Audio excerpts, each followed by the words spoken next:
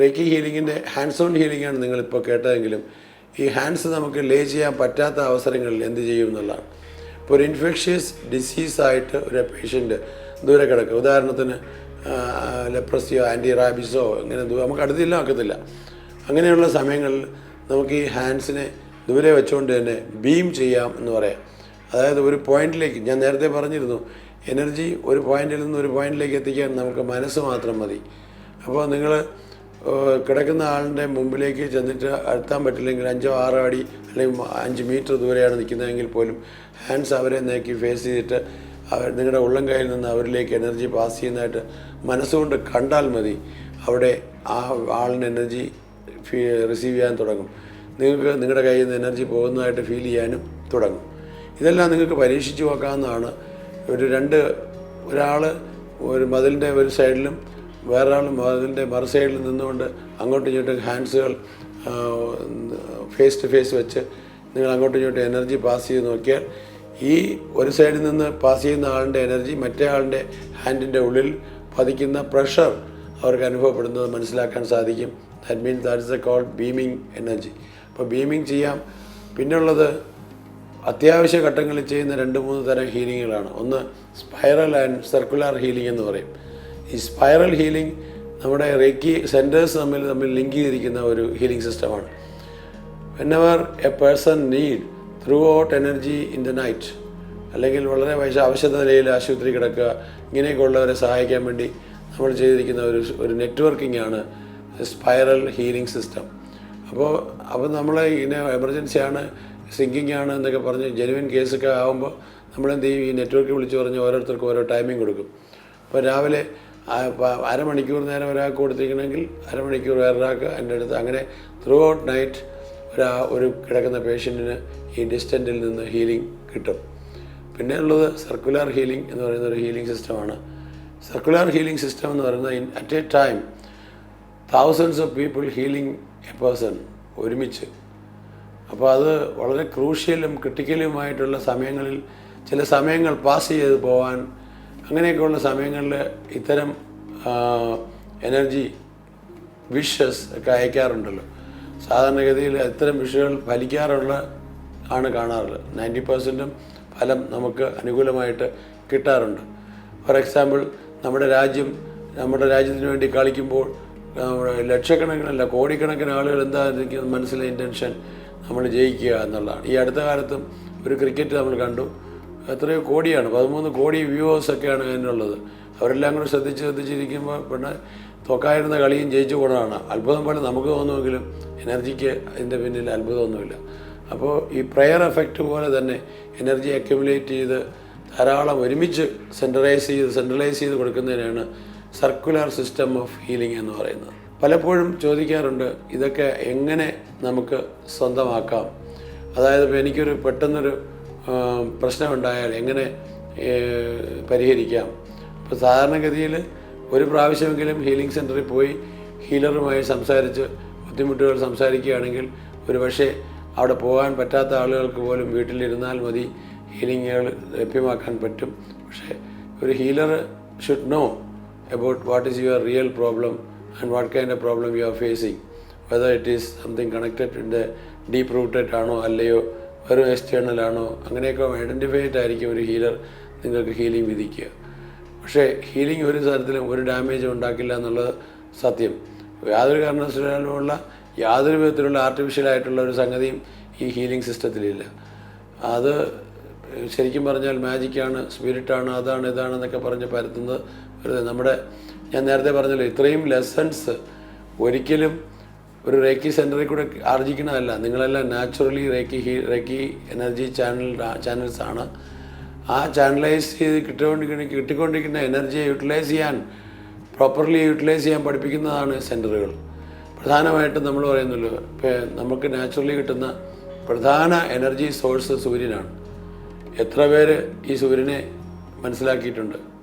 അപ്പോൾ അതുപോലും ആ സൂര്യനെ ശരണം പ്രാപിക്കുന്ന വഴി തന്നെ major chunk of percentage of level of health you have gained a lot of health with sun living. സൂര്യനെ മാത്രം ഗേസ് ചെയ്തൊക്കെ ഭക്ഷണം പോലും ജീവിക്കാതെ കഴിക്കാത്ത ജീവിക്കുന്ന ആളുകളുണ്ടെന്നാണ് കേട്ടിട്ടുള്ളത്. പക്ഷേ എനിക്കതിനെപ്പറ്റി വലുതായിട്ട് അറിയില്ല. ഭക്ഷണം എനർജൈസ് ചെയ്യുന്നതും സൂര്യനാണ്, വെള്ളം എനർജൈസ് ചെയ്യുന്നതും സൂര്യനാണ്, വായു എനർജൈസ് ചെയ്യുന്നതും സൂര്യനാണ്. അപ്പോൾ അതുകൊണ്ടൊരു ഡിസ്ക്രിമിനേഷൻ്റെ ആവശ്യമില്ല. ഭക്ഷണവും വായുവും ജലവും കഴിച്ച് സൂര്യനോടൊപ്പം യോജിക്കുകയാണെങ്കിൽ പകുതി ജോലി കുറയും. എന്നാൽ പകുതി ജോലി നമ്മൾ അടിഞ്ഞുകൂടിയിട്ടുള്ള മാലിന്യങ്ങളെ നിർമ്മാർജ്ജനം ചെയ്യാനാണ്. അതിന് തീർച്ചയായിട്ടും അതും കൂടെ ആയാൽ വലിയ രോഗശാന്തിയും രോഗം വരാതിരിക്കലും. ഇപ്പം ഞാൻ കണ്ടതിൽ ഏറ്റവും പ്രധാനപ്പെട്ട റേക്കിയുടെ ഒരു അഡ്വാൻറ്റേജ് എന്ന് പറഞ്ഞാൽ രോഗം വരാതിരിക്കാൻ സഹായിക്കുമെന്നുള്ളതാണ്. അപ്പോൾ ഒട്ടുമുക്കാലും ആളുകൾ ലൈഫ് സ്റ്റൈൽ ഫോളോ ചെയ്യുകയും ഒക്കെ ചെയ്തു കഴിഞ്ഞാൽ നമ്മുടെ മെഡിക്കൽ എക്സ്പെൻസ് കുത്തനെ ഇടിയുമെന്നുള്ളതിന് ഒരു സംശയമില്ല. ഉദാഹരണത്തിന് കോവിഡ് എന്ന മഹാമാരി നമ്മുടെ നാട്ടിൽ വന്നു. എന്തൊക്കെ സംഭവിച്ചു നമ്മൾ ശ്രദ്ധിച്ചിട്ടുണ്ടോ?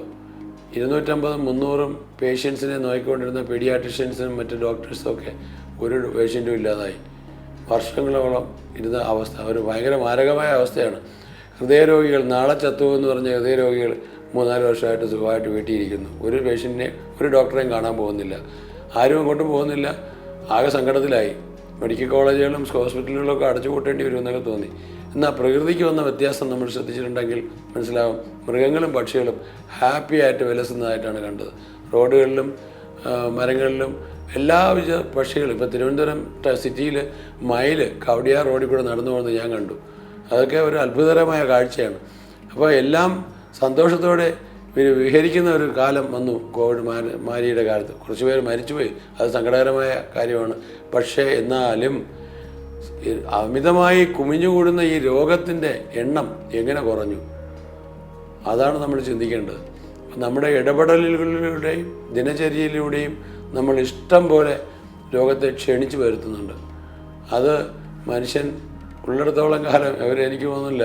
ലൈഫ് സ്റ്റൈൽ എന്ന് പറയുമ്പോൾ തന്നെ മുഖം തിരിക്കുന്ന ഒരു ഏർപ്പാട് നമ്മുടെ ഈ ആധുനിക ലോകത്തിനുണ്ട്. പുതിയ തലമുറ പ്രത്യേകിച്ചും അവരുടെ ലൈഫ് സ്റ്റൈല് രാത്രിയെ വെളുപ്പിക്കുക എന്നുള്ള പരിപാടിയിലാണ്. തീർച്ചയായിട്ടും ഇത് പാശ്ചാത്യർ ഉപേക്ഷിച്ച ലൈഫ് സ്റ്റൈലാണ്. അത് നമ്മൾ എടുക്കുന്നതേ ഉള്ളൂ. നമ്മുടെ ലൈഫ് സ്റ്റൈൽ അവരെടുത്തു കഴിഞ്ഞു. നമ്മൾ വീണ്ടും ചിന്തിക്കണം, ഏത് വേണം ഏത് വേണ്ട. എനർജി സയൻസിലൂടെ തീർച്ചയായിട്ടും ഈ തിരിച്ചറിവ് വളരെ എളുപ്പം തിരിച്ചറിയുകയും ചെയ്യും. കാര്യം എനർജി വളരെയധികം കാത്തിരിക്കേണ്ട ഒരു സംഭവമല്ല, അപ്പോഴപ്പോഴുള്ള പ്രോസസ്സുകൾ നടന്നുകൊണ്ടേയിരിക്കുന്ന ഒരു കാര്യമാണ്.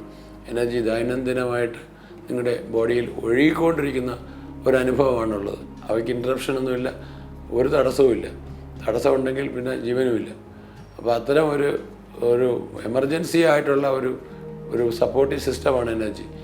അതിനെ പെരുമാറാനും അതിനെ പരിശീലിക്കാനും പഠിക്കേണ്ടതും അത് പരിശീലിക്കേണ്ട ആവശ്യവും വളരെ അതിക്രമിച്ച് കഴിഞ്ഞിരിക്കുകയാണ്. തീർച്ചയായിട്ടും നമുക്ക് നഷ്ടമാണ് എനർജി പ്രാക്ടീസ് ചെയ്യാതെ വരികയും നല്ല എനർജി യൂസ് ചെയ്യാതെ ഗുളികകളും മരുന്നുകളും തേടി നടക്കുന്നത് വളരെ അപകടകരമായ ഒരു കാര്യം തന്നെയാണ്. എന്നെ ഏറ്റവും ഇപ്പോഴും അത്ഭുതപ്പെടുത്തിക്കൊണ്ടിരിക്കുന്നത് ലോക ജനസംഖ്യ, പ്രത്യേകിച്ച് ഇന്ത്യ, വൈറ്റമിൻ ഡിയുടെ പിന്നാലെ ഓടുന്നു എന്നുള്ളതാണ്. എന്തൊരു ഗതികേടാണ്. ഇന്ത്യ സോളാർ എനർജിയുടെ കാര്യത്തിൽ അതിവേഗം കുതിച്ചുയരുന്നു. പക്ഷേ നമ്മുടെ മനുഷ്യൻ്റെ കാര്യത്തിൽ ഡിക്ക് പിന്നാലെ ഓടുന്നു. വൈറ്റമിൻ ഡി ഇവിടെ കുറവായതുകൊണ്ടൊന്നുമല്ല, സൂര്യൻ ഇവിടെ ഇല്ലാത്തതുകൊണ്ടല്ല. പക്ഷേ നമ്മുടെ ജീവിതചക്രം മാറി. നമ്മൾ നല്ല സമയം അകത്തും ചീത്ത സമയം പുറത്തുമായി. അപ്പോൾ പലരും പറയും ഞാൻ സൈക്കിളൊക്കെ ചവിട്ടണമാണ്, സൂര്യപ്രകാശം അടിക്കുന്നതാണ് എന്നൊക്കെ പറയണം. നമുക്ക് നല്ല സൂര്യപ്രകാശവും നഷ്ടമാവരുത് എന്ന് ശ്രദ്ധിക്കുക. റെക്കി ഹീലിങ്ങിൻ്റെ മറ്റൊരു വശം ഏതൊരു ഇൻഫെക്ഷ്യസ് ഡിസീസിനെയും ഇല്ലാതാക്കാൻ ഭയങ്കര കഴിവുള്ളതാണ്. കാര്യം ഇമ്മ്യൂണിറ്റി ബൂസ്റ്റിംഗ് റേക്കി എനർജിയിലൂടെ കിട്ടുന്നതിൻ്റെ അത്ര വേറെ ഒന്നിലും സംഭവിക്കാറില്ല. റേക്കിയിലൂടെ എനിക്ക് പറയാനുള്ളത്, റേക്കി എനർജി ഫ്ലോ ഇല്ലാത്തതായി ജീവനുള്ള ഒരു ജീവിയും ഈ ഭൂലോകത്തില്ല. മനുഷ്യനിൽ പ്രത്യേകിച്ചും വളരെയധികം എനർജി സഞ്ചാരമുള്ളത്, റേക്കി എനർജി സഞ്ചാരമുള്ളത് മനുഷ്യനിലാണ്. മനുഷ്യന് ആ ഗതി നിയന്ത്രിക്കാനുള്ള കഴിവുമുണ്ട്. എനർജിയെ ശരണം പ്രാപിക്കുന്ന മനുഷ്യന് എല്ലാവിധ സൗഭാഗ്യങ്ങളും ഉണ്ടാകുമെന്നതിൽ എനിക്ക് സംശയമൊന്നുമില്ല. എല്ലാവിധ സൗഭാഗ്യങ്ങളും ഉണ്ടാകട്ടെ, എല്ലാ എനർജി യൂസ് ചെയ്യാനുള്ള എല്ലാ കഴിവുകളും ഉണ്ടാകട്ടെ എന്ന് ആഗ്രഹിക്കുന്നു. നമസ്കാരം. വീണ്ടും കാണാം സ്വാന്തനത്തിലൂടെ.